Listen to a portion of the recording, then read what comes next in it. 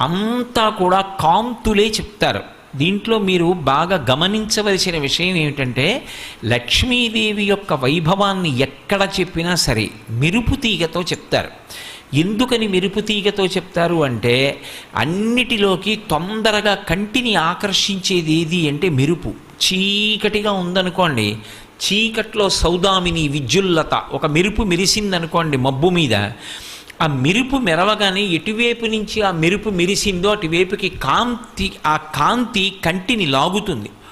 ఆవిడ కూడా ఒక మెరుపు తీగలా ఉంటుంది. ఆ మెరుపు తీగ ఒక్కసారి అలా తటిల్లత వెలిగిందనుకోండి, లోకమంతా కూడా వెలుగులో కనపడుతుంది. లక్ష్మీదేవి లోకముల వంక చూసేటటువంటి స్థితి అలా ఉంటుంది. ఆవిడ కన్ను విప్పి ఒక్కసారి చూసిందనుకోండి, ఆ చూపుల చేత లోకములన్నీ బ్రతుకుతాయి, చైతన్యాన్ని నింపుకుంటాయి. అంతటి